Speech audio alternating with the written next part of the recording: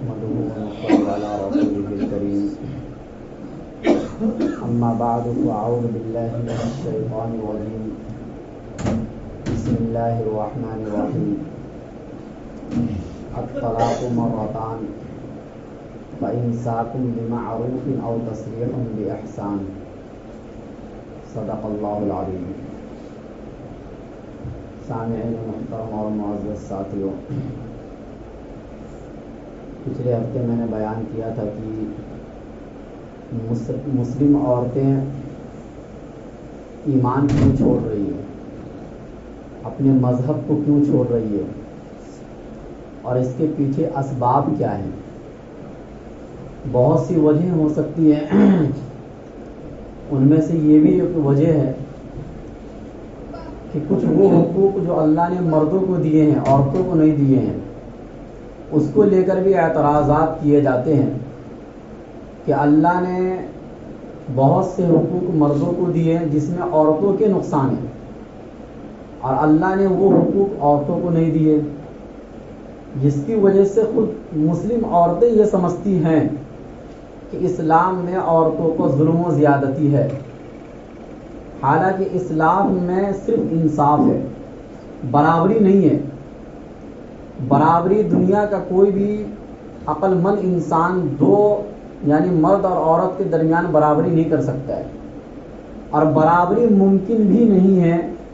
اس لیے دنیا میں جہاں کہیں بھی قانون بنائے جاتے ہیں عام طور سے برابری کے نہیں بنائے جاتے ہیں، اور اگر برابری کے قانون بنے بھی ہیں تو اس پر اس قانون کے مطابق عمل نہیں ہو پایا ہے، اس کا نتیجہ کچھ اچھا نہیں نکلا.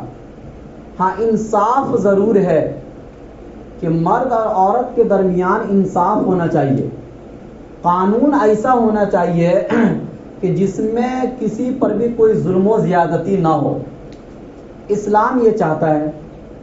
آخرت کے اعتبار سے تو دونوں برابر ہے، مرد اور عورت. جو ایمان لے کر آئے اور اچھے اعمال کرے اللہ اس کو جنت میں داخل کر دیں گے. جنت کا فیصلہ اس بنیاد پر نہیں ہوگا کہ کون دنیا میں مرد تھا اور کون دنیا میں عورت تھی، بلکہ جنت اور جہنم کا فیصلہ آپ کے اعمال پر ہوگا. لیکن دنیا کے نظام کو چلانے کے لیے اللہ تعالیٰ نے کچھ حقوق مردوں کو دیے ہیں اور کچھ حقوق اللہ نے عورتوں کو دیے ہیں. یہ اس لیے دیے ہیں کہ تاکہ دونوں کے درمیان زندگی بہت آسانی سے گزر جائے. اس کے بعد پھر اللہ تعالیٰ نے فرمایا کہ میں نے مردوں کو ایک درجہ فضیلت دی ہے عورتوں سے، مردوں کا ایک درجہ اوپر رکھا ہے عورتوں سے. اگر اللہ تعالیٰ عورت کا ایک درجہ مردوں سے اوپر رکھتے تو پھر وہی اعتراض ہوتا کہ بھائی مرد کا کیوں نہیں. تو یہ اللہ کا فیصلہ ہے، اللہ کی تقسیم ہے، اور اللہ نے اس تقسیم کی وجہ بھی بیان کی ہے جو آگے چل کے میں بیان کروں گا. پہلے اتنا یہ سمجھنا ہے کہ اللہ نے مرد اور عورت کو برابر کے حقوق دیے ہیں. وَلَهُنَّ مِثْلُ الَّذِي عَلَيْهِنَّ بِالْمَعْرُوفِ، یہ قرآن کی آیت ہے. لیکن وَلِلرِّجَالِ عَلَيْهِنَّ دَرَجَةٌ، مردوں کو عورتوں پر ایک درجہ فضیلت اللہ نے دی ہے. گھروں کا نظام چلانے کے لیے ایک ذمہ داری دی ہے، اس کو ایک حاکمیت اور جیسے آقا والا جو حکم چلانے کی جو ذمہ داری ہوتی ہے وہ اللہ تعالیٰ نے مردوں کو دی ہے. یہ ایسا ہی ہے جیسے اس کو ایک مثال سے سمجھیے کہ اللہ نے سر بنائے، آنکھ بنائے، پیر بنائے، ہاتھ کان جو بھی ہے اعضاء اللہ نے بنائے ہیں، لیکن یہ سارے اعضاء برابر نہیں ہیں. اللہ نے جو فضیلت سر کو دی ہے وہ ہاتھ کو نہیں دی ہے، اور جو فضیلت آپ کے ہاتھ کو حاصل ہے وہ پیر کو حاصل نہیں ہے. تو اب اگر ہاتھ یہ کہے کہ میرے اوپر ظلم و زیادتی ہوئی ہے کیونکہ اللہ نے جو فضیلت سر کو دی وہ مجھے نہیں دی، اور پیر یہ کہے کہ میرے اوپر ظلم و زیادتی ہوئی ہے اس لیے کہ میں ہمیشہ گندگی میں چلتی ہوں، تو یہ پیر کا کہنا یا ہاتھ کا کہنا صحیح ہوگا؟ نہیں. اللہ نے ہر ایک کا الگ الگ کام بانٹ دیا ہے کہ بھائی آپ ہاتھ ہو، ہاتھ کا کام پکڑنا ہے، آپ پیر ہو، پیر کا کام چلنا ہے، سر ہو، سر ایک مرکز حسن ہوتا ہے لہذا اس کا مقام اوپر ہے. لیکن اس کے اوپر چلے جانے سے ایسا نہیں ہے کہ وہ ہاتھ سے یہ کہے کہ تم مجھ سے جدا ہو جاؤ، مجھے تمہاری کوئی ضرورت نہیں ہے، یا سر پیر سے یہ کہے کہ تم مجھ سے جدا ہو جاؤ، مجھے تمہاری کوئی ضرورت نہیں ہے، بلکہ ہر ایک کو ہر ایک کی ضرورت ہے۔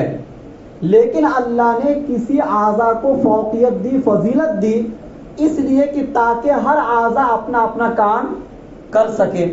تو اسی لیے اللہ تعالیٰ نے مرد اور عورت کو برابر کے حقوق دیے ہیں، لیکن ایک درجہ مردوں کو فضیلت اس لیے دی ہے کہ تاکہ دونوں کے درمیان کام چل سکے، ورنہ دونوں کو اگر برابر رکھتے تو یہ کام نہیں چل سکتا تھا۔ پھر اللہ تعالیٰ نے دونوں کے درمیان پیار اور محبت کو بڑھانے کی باتیں کی ہیں قرآن کریم کے اندر۔ کہیں فرمایا ہن لباس لکم وانتم لباس لہن، کہ جس طرح تم لباس کے محتاج ہو اسی طرح تم ان عورتوں کے محتاج ہو۔ کہیں فرمایا ازواجا لتسکنوا الیہا وجعل بینکم مودۃ ورحمہ، کہ جس طریقے سے تمہیں سکون کے لیے گھر کی ضرورت ہے، سکون کے لیے مال کی ضرورت ہے، سکون کے لیے دنیا کی بہت سی چیزوں کی ضرورت ہے، تو اسی طریقے سے سکون کے لیے تمہیں عورتوں کی ضرورت ہے۔ حالانکہ عورتوں کو بھی مرد کی ضرورت ہے سکون کے لیے، لیکن اللہ نے جو بات کہی ہے قرآن کریم کے اندر وہ نسبت مردوں کی طرف کی، اور کہا کہ تم مردوں کو زیادہ ضرورت ہے سکون کی ان عورتوں سے، اور تاکہ اللہ تمہارے درمیان پیار اور محبت کو پیدا کرے۔ کہیں فرمایا نساؤکم حرث لکم، جس طرح ایک انسان کی زندگی کھیتی کے بغیر نہیں گزر سکتی ہے، جہاں اناج اگتے ہیں، اسی طرح کسی مرد کی زندگی ایک عورت کے بغیر نہیں گزر سکتی ہے۔ اس لیے دنیا میں جو کوئی بھی کتنا بھی متقی ہو، پرہیزگار ہو، انبیاء ہو، صلحاء ہو، شہداء ہو، ہر ایک کی زندگی شادی سے گزری ہے، بلکہ انبیاء امت کے مقابلے میں شادی زیادہ کی ہیں عورتوں سے۔ ہر قوم کے اندر، چاہے وہ بنی اسرائیل میں تو 100 عورتوں سے انبیاء کی شادی ہوئی ہے، اور ہمارے پیغمبر صلی اللہ علیہ وسلم نے بیک وقت 9 نکاح کیے، 11 شادی کی، لیکن 2 کا انتقال ہو چکا تھا، لیکن بیک وقت اللہ کے نبی کے نکاح میں 9 عورتیں تھیں۔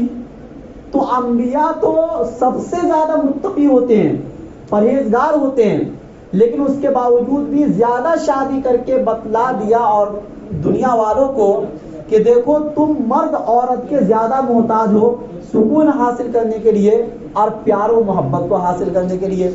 تو پتہ یہ چلا کہ اللہ تعالیٰ نے حقوق تو دونوں کو دیے ہیں، اور مردوں کو بہت حد تک ترغیب دی ہے عورتوں کے بارے میں کہ ان عورتوں پر کسی بھی مسئلے میں ظلم و زیادتی نہیں ہونا چاہیے۔ اور احادیث میں تو بہت سی حدیثیں ایسی ہیں کہ اللہ کے نبی صلی اللہ علیہ وسلم نے فرمایا کہ عورتوں کے بارے میں بھلائی سے کام لو، کہیں فرمایا عورتوں کے بارے میں اللہ سے ڈرو۔ اور اللہ کے نبی کی زندگی کو آپ دیکھ لیجئے، جو ان کی میاں بیوی والی زندگی ہے، کہ اللہ کے نبی کبھی بھی اپنی ازواج مطہرات سے ناراض نہیں ہوتے ہیں، کبھی بھی غصے میں آ کر کوئی بات نہیں کہی، کبھی اللہ کے نبی صلی اللہ علیہ وسلم نے ہاتھ نہیں اٹھایا کسی بھی ازواج کے اوپر۔ حالانکہ جب 9 بیویاں ہوں تو اس وقت میں تو مرد 2 بیوی کو نہیں سنبھال پاتا ہے، 9 بیویوں کو سنبھالنا بہت بڑی بات ہوتی ہے۔ تو پتہ یہ چلا، اور اللہ کے نبی اور صحابہ نے اپنی تعلیمات سے ہمیں یہ بتایا ہے کہ عورتوں کو اگرچہ وہ حقوق نہیں ہیں، لیکن اسلام میں ترغیب مردوں کو عورتوں کے بارے میں زیادہ ہے کہ ان عورتوں کے ساتھ آپ کا رہن سہن کیسا ہونا چاہیے۔ اس کے بعد ہمیں یہ سمجھنا ہے کہ آخر پھر بھی اللہ تعالیٰ نے طلاق کا حق مردوں کو کیوں دیا، عورتوں کو کیوں نہیں دیا؟ آخر اس کے پیچھے راز کیا ہے، اس کے پیچھے کی وجہ کیا ہے؟ اللہ تعالیٰ اس چیز کو خود قرآن کریم میں بیان فرماتے ہیں کہ الرجال قوامون علی النساء بما فضل اللہ بعضهم علی بعض وبما انفقوا من اموالہم، کہ آدمی اور مرد یہ نگراں ہیں عورتوں کے اوپر 2 وجہ سے۔ ایک تو بما فضل اللہ بعضهم علی بعض، کہ اللہ تعالیٰ نے دنیا میں کسی کو کسی پر فضیلت دی ہے، اس کے بارے میں آپ اللہ سے سوال نہیں کر سکتے ہو۔ انسانوں کو فضیلت دی ہے جناتوں کے اوپر، جناتوں کو فضیلت دی ہے اور جاندار کے اوپر، یا جانوروں میں آپ دیکھ لو کہ اللہ نے شیر کو فضیلت الگ دی ہے، اونٹ کو فضیلت الگ دی ہے، ہر ایک کی اپنی اپنی الگ جگہ، اپنی اپنی جگہ پر فضیلت ہے. آپ اس چیز کے بارے میں سوال نہیں کر سکتے ہو. تو اسی طریقے سے اللہ تعالیٰ نے کچھ صلاحیتیں مردوں کے اندر رکھی ہیں جو اللہ نے عورتوں میں نہیں رکھی ہے. یہ وہ صلاحیتیں ہیں جو آج کی سائنس بھی اس بات کو تسلیم کرتی ہے. یہ کوئی قرآن اور حدیث والی بات نہیں، بلکہ آج کا عقل مند آدمی اور جو سائنس پڑھا ہوا آدمی ہوگا وہ اس چیز کو ضرور تسلیم کرے گا. وہ کیا ہے کہ اللہ تعالیٰ نے مردوں کے اندر فکر و تدبر اور برداشت کا مادہ عورتوں سے اللہ نے زیادہ رکھا ہے.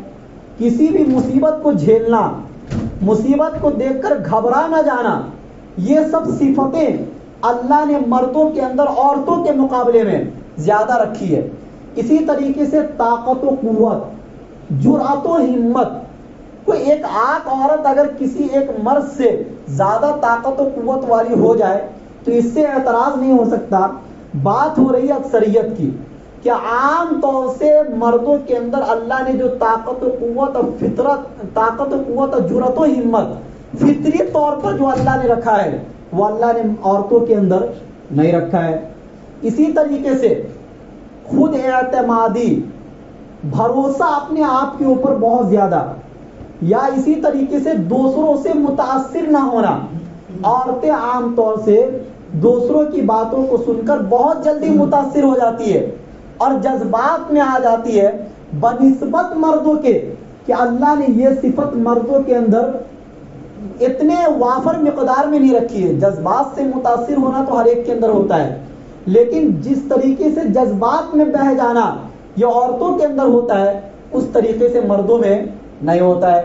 یا اسی طریقے سے دور اندیشی، سوچنے اور سمجھنے کا فیصلہ، انجام کو سوچ کر کسی فیصلے کو کرنا، یہ اللہ نے مردوں کے اندر زیادہ رکھا ہے، عورتوں کے اندر نہیں رکھا. اسی طریقے سے جلد بازی، عورتیں عام طور سے جلد باز ہوتی ہیں کسی بھی کام کو کرنے میں اور کسی بھی فیصلے کو کرنے میں، حتیٰ کہ وہ اتنا جلد باز ہوتی ہے کہ اپنے ماں باپ سے بھی مشورہ لینے میں وہ تاخیر سمجھتی ہے. اس لیے تو وہ اپنا مذہب چھوڑ دیتی ہے بغیر کسی فیصلے کے، اپنے ماں باپ کو چھوڑ کر چلی جاتی ہے کسی ایک کے پیار اور محبت کے جملے والے کہنے سے. تو عورت کے اندر جلد بازی والا مادہ مردوں کے مقابلے میں زیادہ ہوتا ہے، ورنہ تو ہر انسان جلد باز ہے. یہ تو اللہ نے خود قرآن کریم میں کہا خلق الانسان من عجل. لیکن اللہ نے کوئی صفت کسی میں زیادہ رکھی ہے اور کسی میں کم رکھی ہے. اسی طریقے سے اللہ تعالیٰ نے مردوں کے اندر عورتوں کی خواہش کو زیادہ رکھا ہے بنسبت عورتوں کے، کہ عورتوں میں مردوں کی خواہش اتنا زیادہ اللہ نے نہیں رکھا. اسی لیے ہر مرد آپ کو ایک کے بعد دوسری شادی کے لیے بھی تیار نظر آئے گا اگر اس کے اوپر دباؤ نہ ہو، اگر اس کے پاس طاقت و قوت ہو، اس کے پاس گھر ہو، روپیے پیسے ہوں، پہلی بیوی کا دباؤ نہ ہو. ہر آدمی دوسری شادی تیسری شادی کرنا چاہتا ہے. اگر کسی مرد کو آپ 100 عورت سے بھی شادی کرا دو تو اللہ نے مرد میں یہ صلاحیت رکھی ہے کہ اس کے بعد بھی ایک اور لاؤ گے تو اس کے لیے بھی وہ تیار رہے گا.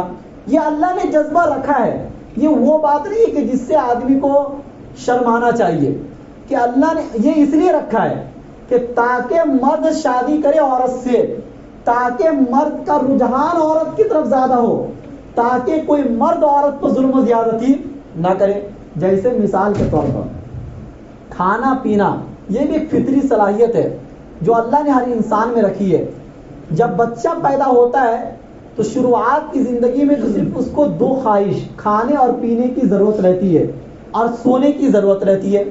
اللہ نے یہ فطری طور پر ہر انسان میں رکھ دیا ہے. کسی کو بولنے کی ضرورت نہیں ہے کہ بھائی اس کو بھوک نہیں لگتی ہے یا بھوک لگتی ہے تو کیوں لگتی ہے. ہر انسان کو یہ پتہ چل جاتا ہے کہ مجھے بھوک لگی ہے اور اس کے بعد وہ کھانا مانگتا ہے. کھانا نہ ملے تو تڑپ جاتا ہے. یہ اللہ نے کیوں رکھا ہے؟ فطری طور پر رکھا ہے. اس کے لیے کسی الارم کی ضرورت نہیں ہے، اس کے لیے کسی ڈاکٹر سے پوچھنے کی ضرورت نہیں ہے، کسی حکیم سے پوچھنے کی ضرورت نہیں ہے کہ ایک آدمی کو بھوک لگ رہی ہے، کھانا کھائے گا کہ نہیں کھائے گا. بھائی کھانے کی بھوک لگی ہے، آپ کو کھانا ہے، تو اسی طریقے سے اللہ نے ہر مرد کے اندر عورت کی خواہش کو فطری طور پر رکھ دیا ہے کہ تاکہ مرد کا رجحان عورت کی طرف خود بخود مائل ہو، اور تاکہ یہ مرد جلد سے جلد عورت سے شادی کرے، کیونکہ شادی کا رجحان کم ہوتا جا رہا ہے، پیار محبت کا رجحان اور غلط رجحان بڑھتا جا رہا ہے۔ تو اللہ ایسا نہیں ہے کہ مردوں کے اندر سے جذبات ختم ہو گئے، شہوات ختم ہو گئے، ایسا نہیں ہے، بلکہ اس کا استعمال غلط ہونے لگا۔ تو اللہ نے یہ صلاحیتیں مردوں کے اندر رکھی ہے زیادہ، عورتوں کے اندر نہیں رکھی ہے۔ عورت اگر جذبات میں آ کر کوئی فیصلہ کر لے گی تو اس کا ذہن مرد کی طرف اتنا جلدی نہیں آئے گا جتنا جلدی اگر مرد کوئی فیصلہ کرنے جا رہا ہو اور عورت کو دیکھ کر اس کا دل مائل ہو جائے گا اس کی طرف۔ اس لیے تو اللہ تعالیٰ نے اور شریعت اسلام میں یہ حکم ہے کہ عورت اپنے شوہر کے لیے بن سور کر رہے ہر وقت، تاکہ اس کا ذہن کسی دوسری عورت کی طرف نہ جائے اور کبھی تم سے نفرت پیدا نہ ہو۔ یہ اس لیے تو کہا، تو اللہ نے یہ صلاحیت یعنی عورت کو دیکھ کر مرد کی طرف، عورت کو دیکھ کر مرد راغب ہو جائے، اس کی طرف اس کا میلان بڑھ جائے، یہ صفت اللہ نے مردوں میں زیادہ رکھی ہے۔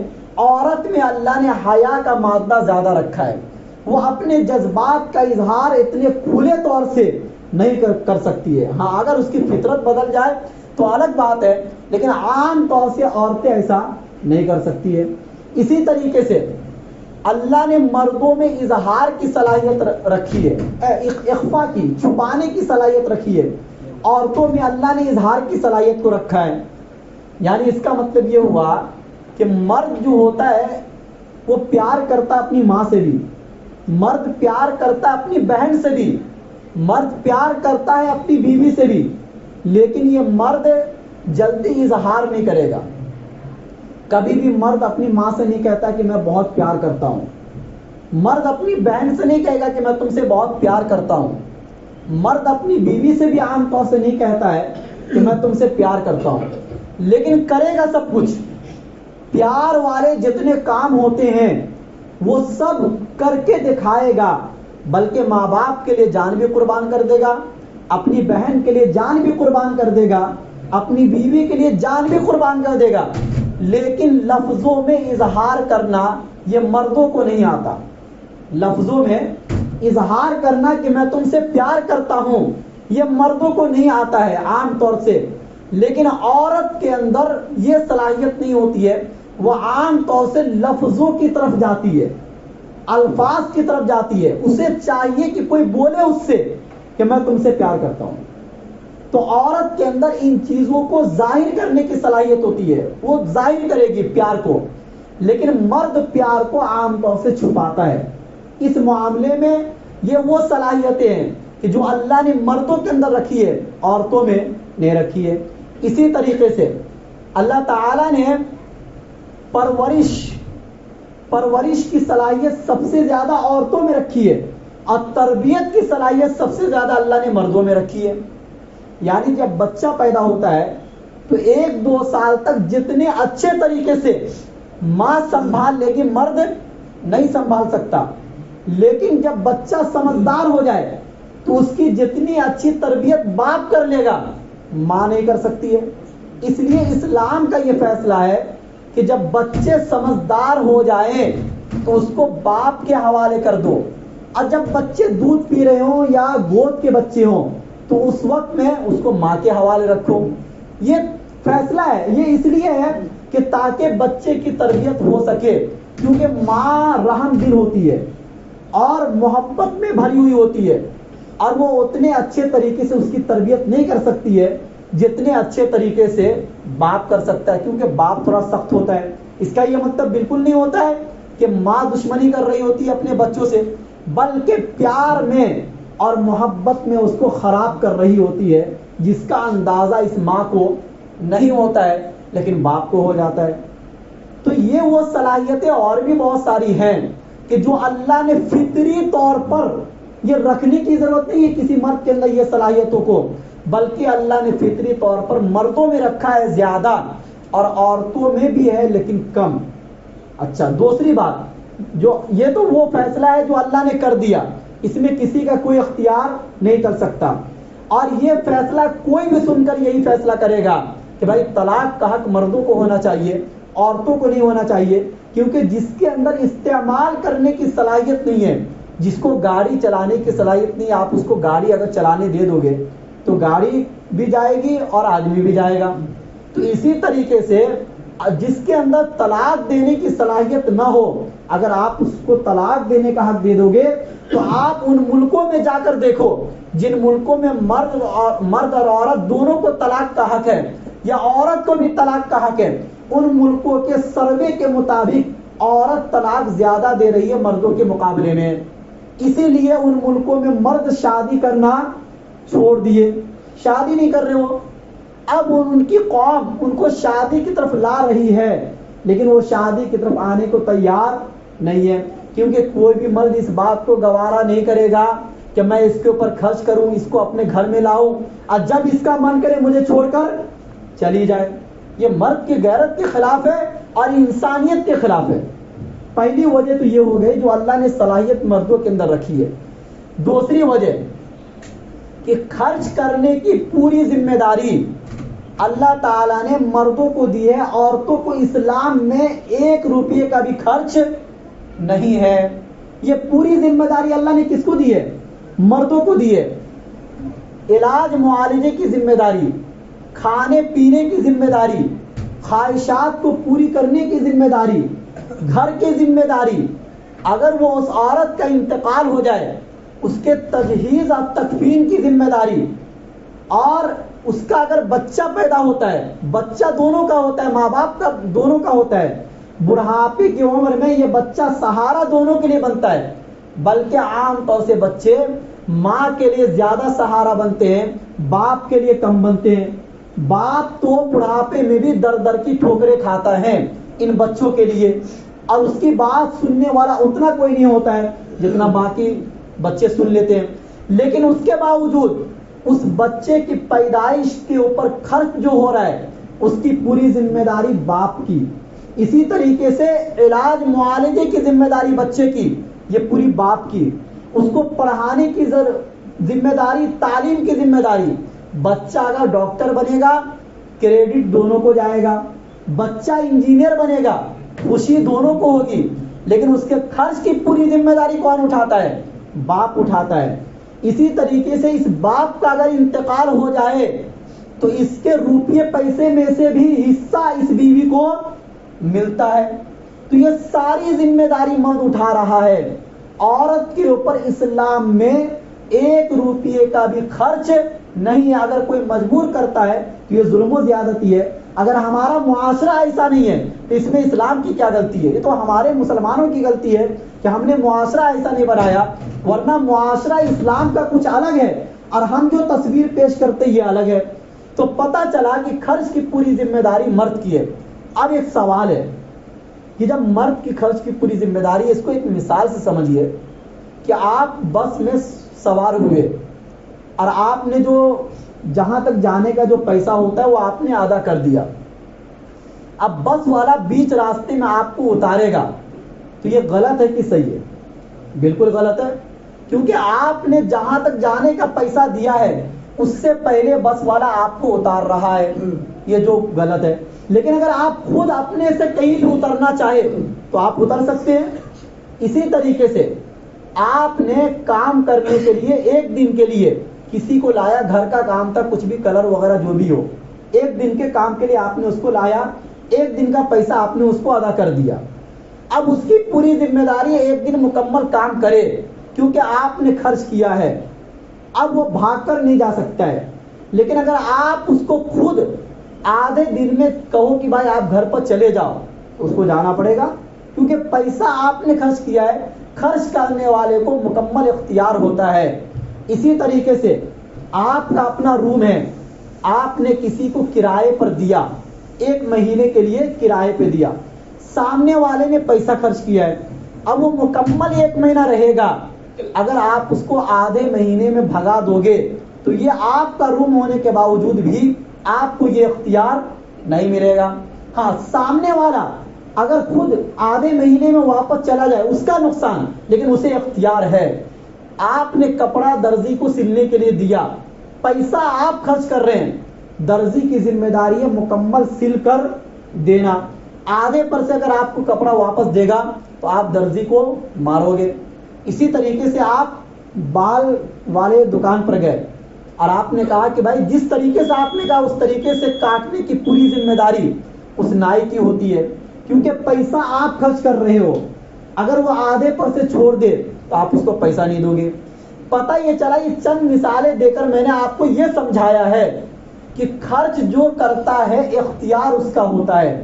یہ دنیا کی عدالت بھی مانتی ہے اور دنیا کا ہر قانون اس بات کو تسلیم کرے گا، ہر عقل مند اس بات کو تسلیم کرے گا کہ بھائی خرچ کی مکمل ذمہ داری جب اللہ نے اسلام میں مردوں کو دی ہے تو طلاق کا اختیار اللہ مردوں کو کیوں نہیں دے گا؟ اب رہا مسئلہ یہ ہے کہ یہ جو کہا جاتا ہے کہ مردوں کو ہی صرف طلاق کا اختیار ہے، عورتوں کو نہیں ہے، یہ بات بھی غلط ہے. اسلام میں صرف مکمل پورا اختیار مردوں کو نہیں ہے، بلکہ طریقہ الگ الگ ہے. اللہ نے اختیار مردوں کو بھی دیا ہے، اللہ نے اختیار عورتوں کو بھی دیا ہے، نام الگ الگ ہے. ایک کا نام اللہ نے طلاق رکھ دیا، ایک کا نام اللہ نے خلا رکھ دیا.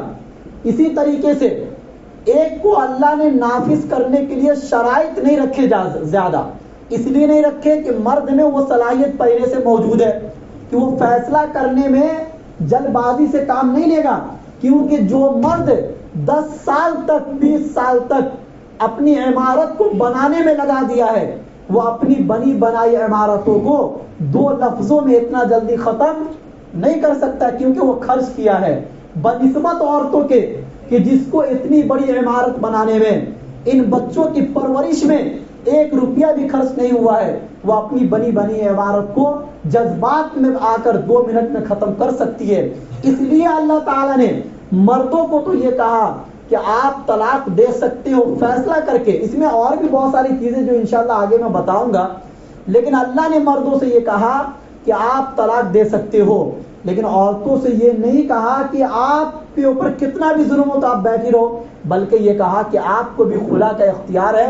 جہاں کہیں بھی اسلامی عدالت ہے، اور ابھی تو ہر جگہ اسلامی عدالت شرعی عدالت موجود ہے، ہر شہر کے اندر عورت وہاں جا کر خلا لے سکتی ہے. اتنا اختیار اللہ نے عورتوں کو بھی دیا ہے. اور جب اسلامی حکومت تھی، اسلامی عدالتیں تھی، جہاں عورتوں کے اوپر کوئی بھی ظلم و زیادتی نہیں ہوتی تھی. اگر مرد ظالم ہوتا تھا تو عورت فیصلہ لے لیتی تھی، اگر عورت ظالم ہوتی تھی تو مرد فیصلہ لے لیتا تھا.